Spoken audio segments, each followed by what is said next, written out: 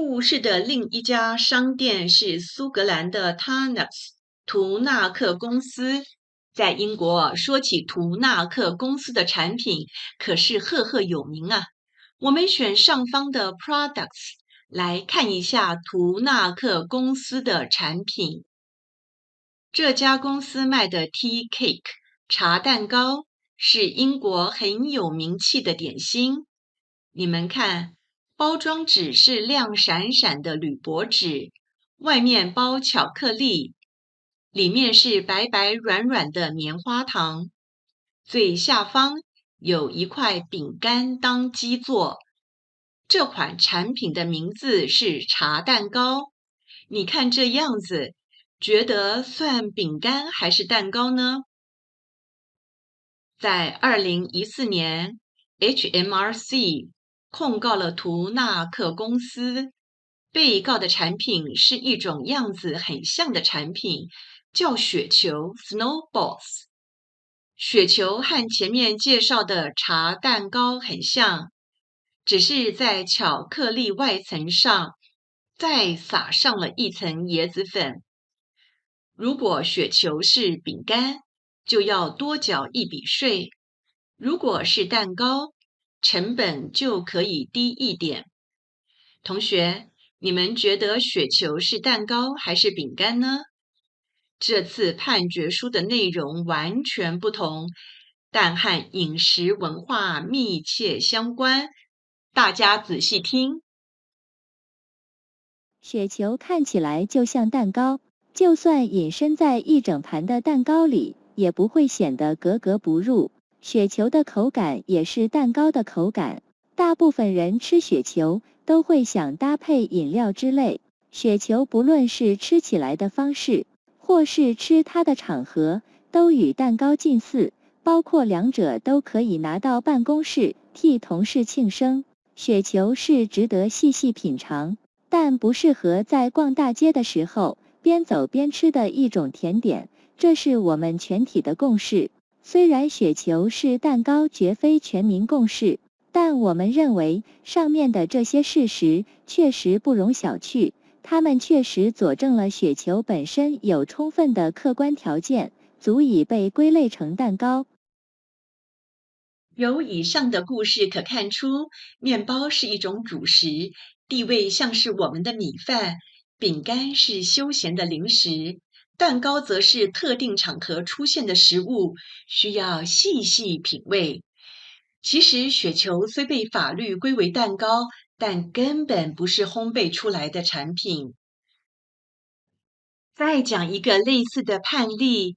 爱尔兰认定 Subway 的面包不是面包。爱尔兰规定，当主食用的面包不用缴交增值税。但面包的定义是什么呢？根据爱尔兰1972年定的税收法，面包中糖的含量不可超过面粉重量的2%。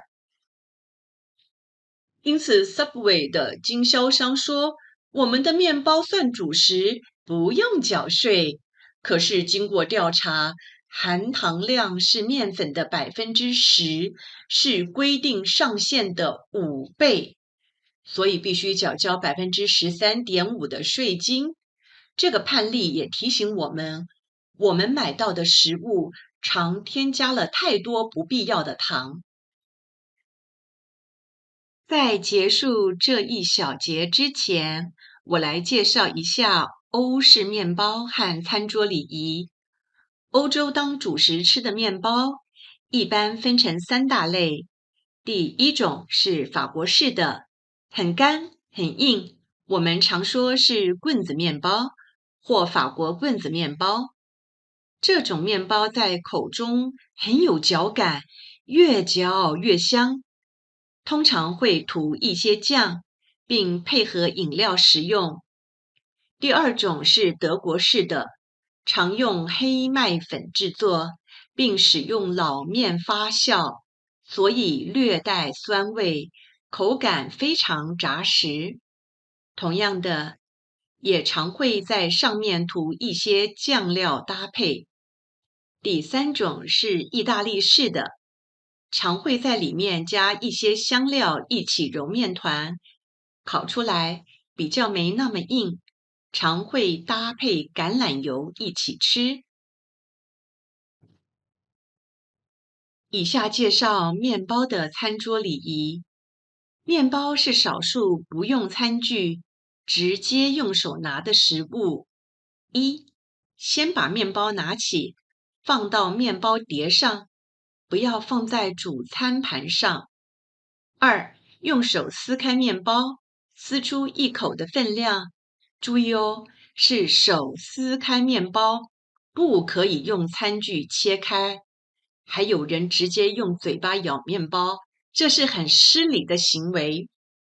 三，右手拿起奶油刀，在奶油上切下一小块，再把奶油放到自己的面包碟上。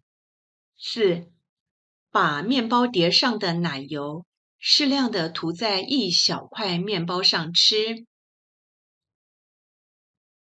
如果面包等于米饭，还没上菜时，你会当着主人面端起碗吃白饭吗？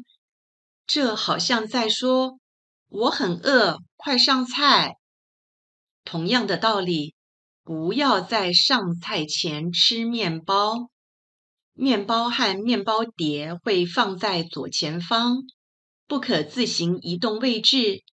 面包可搭配奶油等酱料，但不可以拿整个面包去蘸这些酱汁。即使用叉子插着面包也不可以。还有人认为面包太硬，把面包浸在汤里或蘸着汤吃，这也是十分失礼的行为。红豆面包。说起红豆面包，我猜想大多数同学都吃过，通常做成圆形，里面塞入红豆沙做馅料，而且豆沙中加入糖，因此红豆面包是一款甜食。在台湾，即使有许多烘焙店贩售欧式面包，但大家还是习惯吃软软夹心的面包。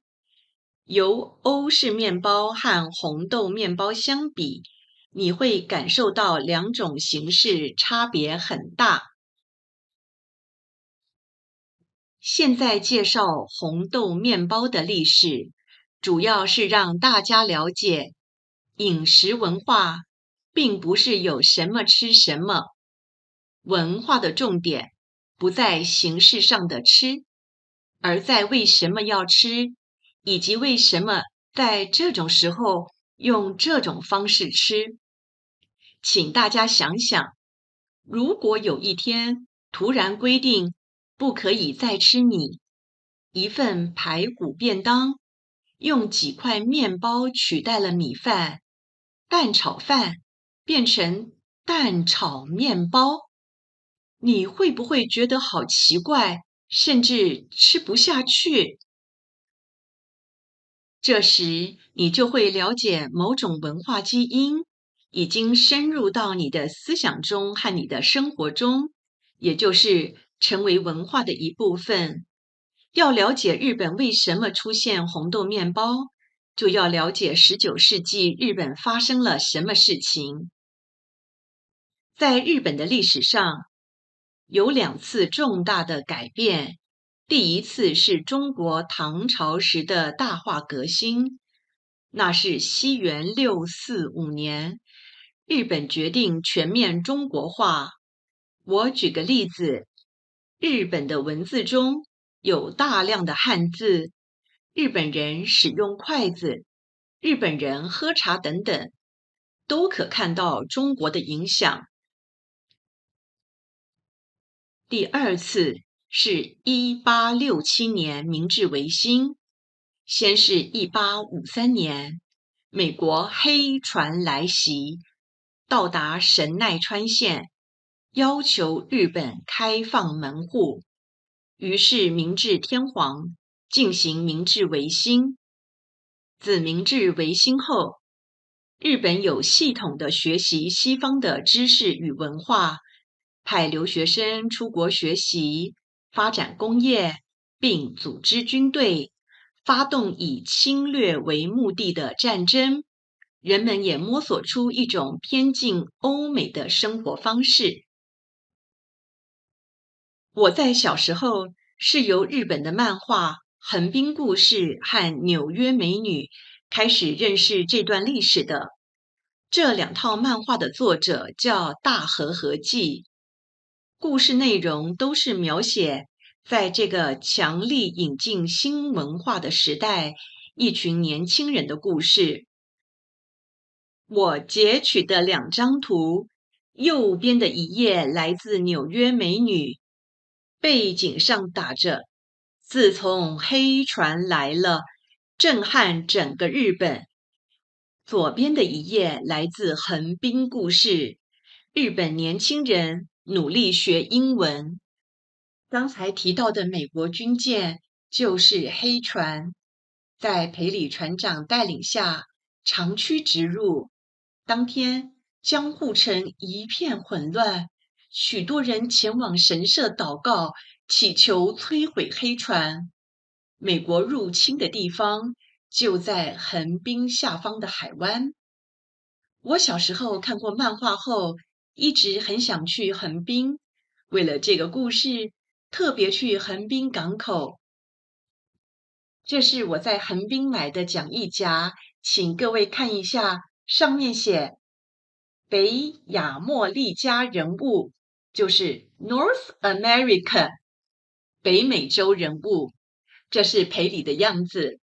这幅画像现在放在日本的神户市立美术馆中，这是19世纪的作品，作者不详。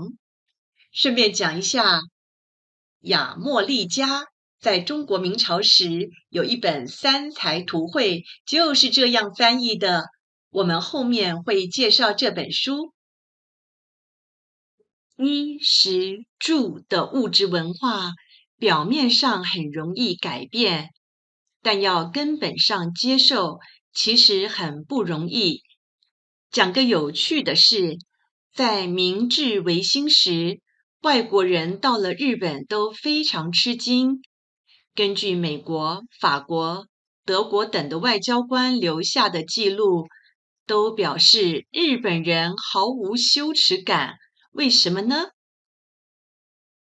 日本在尚未接受西方文化洗礼之前，人民对裸体毫无意识，甚至以几近全裸的状态在工作。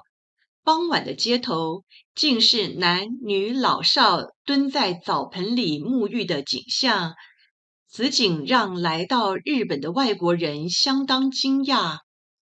泡完澡后光溜溜走回家，完全不害羞。一女性几乎露出胸部，男性仅用兜裆布遮掩下体。大家想想日本相扑选手的穿着就懂了。1868年农历7月，江户改名为东京，接下来就严禁男女混浴，不可以一起泡澡，理由是在外国人面前这样很丢脸。1871年又发布了禁止裸体令，要大家出门在外必须穿上衣服。所以有人说，日本明治维新后开始强迫人民穿上衣服。其实我们不要用某个标准去评论其他人，如果看一下古代埃及的壁画，就可以知道，很多人也是不穿衣服的。我来介绍一个人，色泽容一。他标榜用孔子的观念，用《论语》的思想来经营企业，后来成为日本有名的大企业家。